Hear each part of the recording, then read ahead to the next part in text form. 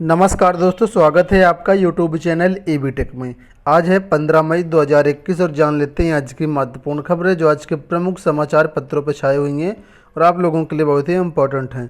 सबसे पहली जो अपडेट टीजीटी पीजीटी को लेकर के है। टीजीटी पीजीटी 2021 में पंजीकरण के लिए आज अंतिम दिन है। लिखा है कि प्रदेश के एडेड माध्यमिक कॉलेजों की शिक्षक भर्तियों के इच्छुक अभ्यर्थियों के लिए ऑनलाइन पंजीकरण कराने का शनिवार आज अंतिम दिन है।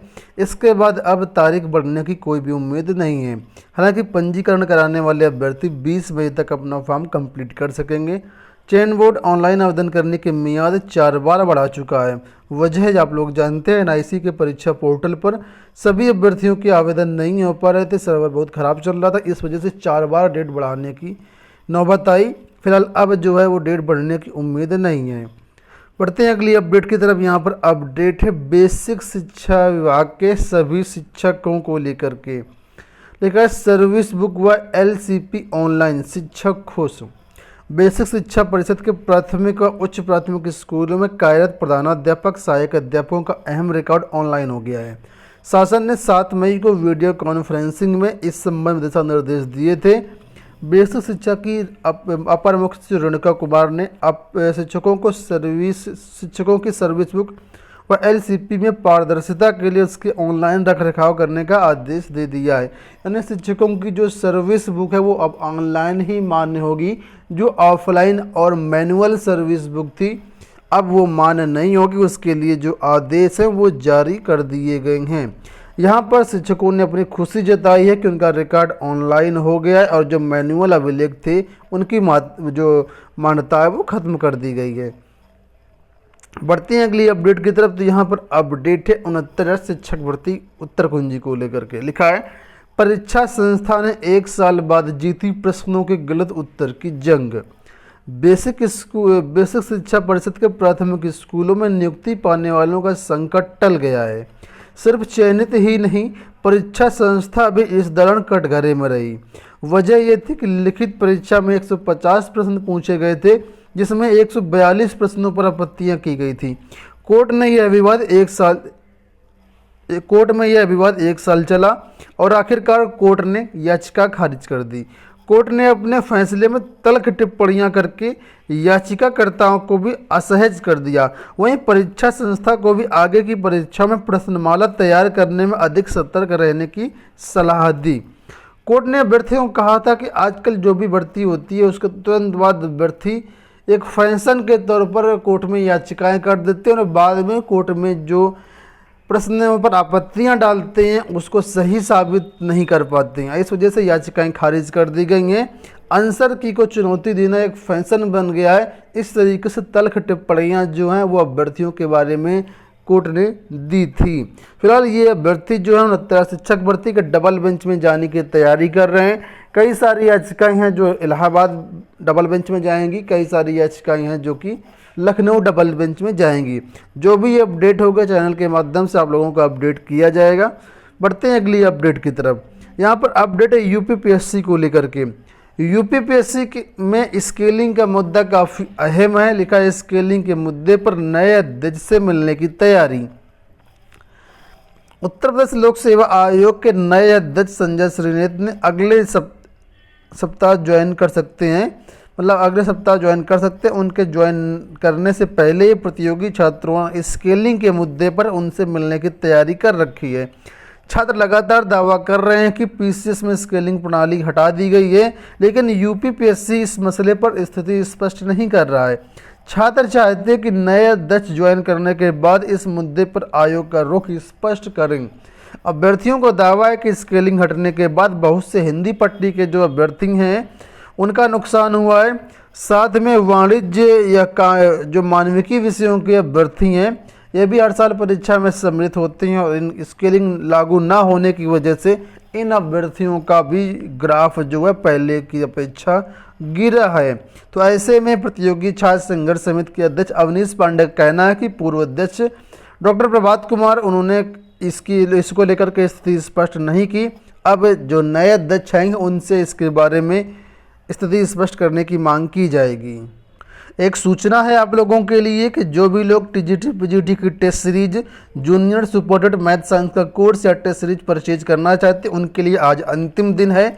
50% डिस्काउंट चल रहा है हमारे इन कोर्सेज पर। तो अगर आप इन कोर्सेज को परचेज करना चाहते हो डाउनलोड कर एग्जाम प्रिपरेशन बाय एबीटेक ऐप और वहां से ईद 50 कूपन कोड इस्तेमाल करके आप इन सभी में 50% डिस्काउंट पा सकते हैं। एलटी ग्रेड को लेकर के एक अपडेट आई है, लिखा है कि चयनितों को शीघ्र नियुक्ति देने की मांग। एलटी ग्रेड सामाजिक विज्ञान एवं हिंदी के चयनित अभ्यर्थियों को नियुक्ति देने के साथ कंप्यूटर साइंस गणित और विज्ञान के रिक्त पदों को शीघ्र भरे जाने की मांग को लेकर के युवा मंच ने मुख्यमंत्री को पत्र लिखा है। युवा मंच के अध्यक्ष अनिल सिंह ने अपने पत्र के माध्यम से मुख्यमंत्री को बताया है कि भर्ती प्रक्रिया पूरी होने में पहले ही देर हो चुकी है और बिना वजह सामाजिक विज्ञान एवं हिंदी विषय के चयनित अभ्यर्थियों की ज्वाइनिंग में देरी की जा रही है। ये मांग भी की है कि विज्ञान विषय के कटाव को तर्कसंगत बनाने के लिए रिजल्ट संशोधित किया जाए और रिक्त रह गई सीटों को भरा जाए। इसकी सारी अपडेट हमने कल ही आपको अपने चैनल के माध्यम से प्रोवाइड की थी। अगर आप डिटेल्ड वीडियो देखना चाहते हैं तो हमारे चैनल पर अवेलेबल है। बढ़ते हैं अगली अपडेट की तरफ। देखिए लिखा है कोरोना काल में सैकड़ों बेरोजगारों को बनाया ठगी का शिकार। बहुत से ऐसे अभ्यर्थी हैं जो इस ठगी का शिकार हुए हैं। यहाँ पर बात हो रही है इफ़को में भर्तियों को लेकर के। दोस्तों इफ़को आप लोग जानते हैं फर्टिलाइजर कंपनी है और यहाँ पर फर्जी विज्ञापन निकाल करके अभ्यर्थियों से छात्रों से हजार रुपए आवेदन के तौर पर लिए गए, जबकि ये विज्ञापन फर्जी था। बहुत सारे ऐसे अभ्यर्थी हैं जो अब इनके ऑफिस पर गए इफ़को के, तो वहाँ पर पता चला कि इफ़को की ऐसी कोई वेबसाइट नहीं है और कोई भर्तियाँ भी नहीं आई हैं। तब इफ़को ने जो ओरिजिनल इफ़को है उन्होंने नोटिस जारी करके बताया कि इफ़को में से कोई भी भर्ती नहीं आई है, आप लोग इस तरह के जालसाजी से बचें। अभी पुलिस को तहरीर नहीं दी गई है यहाँ पर दिया। तो अगर आप भी इफ़को में आवेदन करने की सोच रहे हैं तो बिल्कुल मत करिएगा, ये विज्ञापन फर्जी है। बढ़ते हैं अगली अपडेट की तरफ। यहाँ पर अपडेट है कोरोना को लेकर के, लिखा है स्वस्थ होने की दर देश में बढ़ी। देश में अब तक 2 करोड़ ने दी कोरोना को मात। बीते 4 दिन में तीसरी बार नए मरीजों से ज़्यादा रही स्वस्थ होने वाले की संख्या।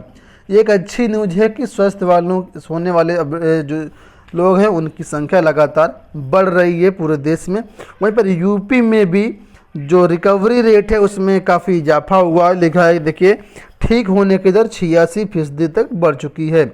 लगातार घट रहे केस, 13 दिन में 1.6 लाख घटे सक्रिय मरीज, 17,775 नए संक्रमित। यानी यूपी में भी कोरोना का ग्राफ नीचे आ रहा है, जो कि एक बहुत अच्छी बात है। अगली अपडेट है दोस्तों बीएड, एमएड और पीएचडी को लेकर के। जो लोग संस्कृत के माध्यम से इनमें प्रवेश लेना चाहते हैं, बीएड, एमएड और पीएचडी करना चाहते हैं संस्कृत माध्यम से, तो उनके लिए ऑनलाइन आवेदन आमंत्रित किए गए हैं। 15 मई से लेकर के 5 जुलाई तक इसमें आवेदन आप लोग कर सकते हैं। ये नीचे वेबसाइट दी गई है sanskrit.nic.in। इस वेबसाइट पर जाकर के आप लोग सारी डिटेल्स प्राप्त कर सकते हैं और अपना आवेदन फॉर्म कंप्लीट कर सकते हैं। अगली अपडेट ट्रांसफर को लेकर के, लिखा शासन ने निरस्त किए शिक्षकों के तबादले। बेसिक शिक्षा परिषद में 1000 शिक्षकों के तबादले निरस्त कर दिए गए। इस संबंध में अपर मुख्य सचिव रेणुका कुमार ने बुधवार को आदेश जारी कर दिया है। अपर मुख्य सचिव ने जानकारी देते हुए बताया कि शिक्षकों का तबादला निरस्त कर दिया गया और सभी बीएसए को आदेश दिया गया है जिस विद्यालय से शिक्षकों का तबादला किया गया है।